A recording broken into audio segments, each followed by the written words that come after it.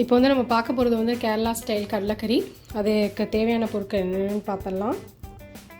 First வந்து வதக்கிறதுக்கு வந்து நான் ஃபஸ்ட்டு 2 துண்டு பட்டை, 3 கிராம்பு, 3 ஏலக்காய் எடுத்திருக்கேன். ஒரு துண்டு இஞ்சியை பொடிசாக கட் பண்ணி வச்சுருக்கேன். 3 பல் பூண்டு, அரை முடி தேங்காய் வந்து துருவி வச்சுருக்கேன். ஒரு பெரிய சைஸ் தக்காளியை வந்து நீட்டாக கட் பண்ணி வச்சுருக்கேன். ஒரு பெரிய சைஸ் வெங்காயத்தை வந்து நீட்டாக கட் பண்ணி வச்சுருக்கேன். ஒரு டேபிள் ஸ்பூன் சோம்பு, ஒரு டேபிள் ஸ்பூன் சில்லி பவுடர், அரை டேபிள் ஸ்பூன் கொரியாண்டர் பவுடர், தேவையான அளவு உப்பு. இது வந்து ஃபுல்லாக கோகோனட் ஆயிலில் தான் செய்யணும், அதனால் நான் கோகோனட் ஆயில் எடுத்திருக்கேன். 200 கிராம் கொண்டைக்கடலையை வந்து 8 ஹவர்ஸாக ஊற வச்சு எடுத்திருக்கேன். இதெல்லாம் வந்து வதக்கிறதுக்கு. இது தாளிக்கிறதுக்கு வந்து ஒரு பெரிய சைஸ் வெங்காயத்தை பொடிசாக கட் பண்ணி வச்சுருக்கேன். கொரியாண்டர் லீவ்ஸ், ஒரு பிரியாணி இலை, 2 பச்சை மிளகாய். இதுதான் தேவையான பொருட்கள். வாங்க செய்யலாம். பாருங்கள், நான் சின்ன சைஸ் குக்கர் எடுத்திருக்கேன். இதில் 200 கிராம் கொண்டைக்கடலையை வந்து நைட்டே ஊற வச்சுட்டேன். 8 ஹவர்ஸ் ஊறி இருக்கணும். நல்ல தண்ணி போட்டு ஊற வச்சுருக்கேன். அந்த தண்ணியை சேர்த்துட்டு அப்படியே வந்து பாயில் பண்ண போட்டுக்கலாம். இப்போ வந்து தேவையான அளவு உப்பு, இவ்வளோ நான் உப்பு போட்டு நான் வந்து வேக வைக்க போகிறேன். ஒரு 5 விசில் வச்சு வேக வச்சுக்கலாம். இப்போ நம்ம அடுப்பை பற்ற வச்சுக்கலாம்.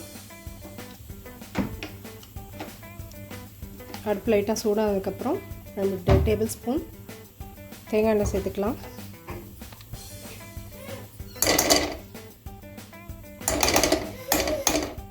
டேபிள் ஸ்பூன் தேங்காய் எண்ணெய் சேர்த்துக்கலாம்.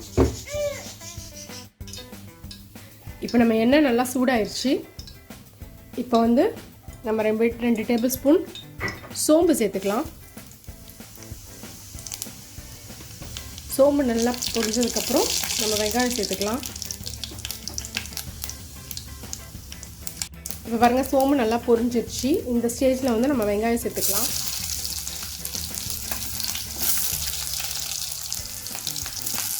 வெங்காயம் லைட்டாக 2 நிமிஷம் வதங்கட்டும். அதுக்கப்புறம் நம்ம வந்து மற்ற பொருளை சேர்த்துக்கலாம். இப்போ 2 நிமிஷம் ஆயிடுச்சு. வெங்காயம் லைட்டாக வதங்கிடுச்சு. இந்த ஸ்டேஜில் வந்து நம்ம வந்து தக்காளி சேர்த்துக்கலாம்.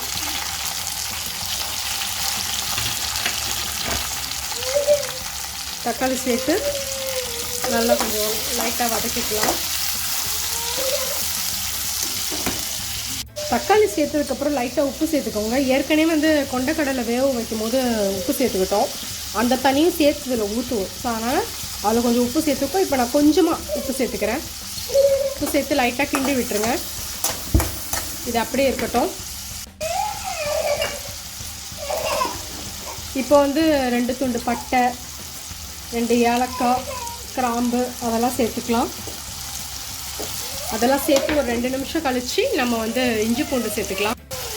இப்போ பாருங்கள், வெங்காயம், தக்காளி, பட்டை, ஏலக்காய், கிராம்பு எல்லாமே சேர்த்து கொஞ்சம் வதங்கிடுச்சு. இப்போ வந்து கொஞ்சம் இஞ்சி, 2 பல் பூண்டு சேர்த்துக்கலாம். சேர்த்துக்கிட்டு லைட்டாக இது அப்படியே இருக்கட்டும். ஒரு 2 நிமிஷம் கழித்து நம்ம மசாலாலாம் சேர்க்க ஆரம்பிச்சிடலாம். வந்ததுக்கப்புறம் நம்ம மசாலா சேர்த்துக்கலாம். ஒரு table spoon chilli powder, 1/2 table spoon தனியா பவுடர் சேர்த்துட்டு லைட்டாக இது அப்படியே இருக்கட்டும். லைட்டாக வதங்கினதுக்கப்புறம் நம்ம வந்து தேங்காய் சேர்த்துக்கலாம். எல்லாம் நல்லா வதங்கி வந்து இந்த ஸ்டேஜ் வந்ததுக்கப்புறம் நம்ம வந்து தேங்காய் துருவல் சேர்த்துக்கலாம். ஒரு லைட்டாக ஒரு 2 நிமிஷம் இது அப்படியே இருக்கட்டும். அதுக்கப்புறம் ஸ்டவ்வை ஆஃப் பண்ணிவிட்டு நம்ம வந்து இதை வந்து அரைச்சிடலாம். எல்லாமே வதங்கி இந்த ஸ்டேஜ் வந்ததுக்கப்புறம் நம்ம வந்து ஸ்டவ்வை ஆஃப் பண்ணிடலாம். இது ஆறுனதுக்கப்புறம் நம்ம மிக்ஸி ஜாரில் போட்டு அரைச்சிக்கலாம். அடுப்பு பற்ற வச்சுக்கலாம். இப்போ எண்ணெய் வந்து சூடாயிடுச்சு. நம்ம வந்து ஒரு பிரியாணி இலை சேர்த்துக்கலாம்.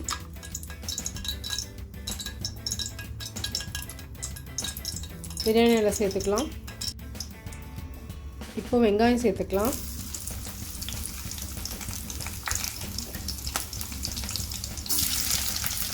வெங்காயம் சேர்த்து லைட்டாக கிண்டி விட்டுக்கலாம். இப்போது 2 பச்சை மிளகாய் சேர்த்துக்கலாம். இது அப்படியே ஒரு 2 நிமிஷம் அப்படியே இருக்கட்டும். வெங்காயம், பச்சை மிளகாய், பே லீவ்ஸ்லாம் நல்லா வதங்கிடுச்சு. இப்போ அரைச்ச மிக்சரை சேர்த்துக்கலாம். சேர்த்துட்டு லைட்டாக கிண்டி விடலாம். இது ஒரு 5 நிமிஷம் அப்படியே இருக்கட்டும்.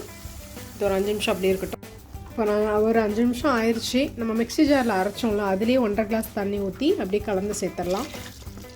சேர்த்து இதை நல்லா கொதிக்கட்டும். கொதிச்சு வந்ததுக்கப்புறம் கடைசியாக நம்ம வந்து கொண்டக்கடலை சேர்த்துக்கலாம். இப்போ பாருங்கள், குழம்பு நல்லா கொதிச்சு வந்துடுச்சு. இப்போ நம்ம வேக வச்ச கொண்டக்கடலை சேர்த்துக்கலாம்.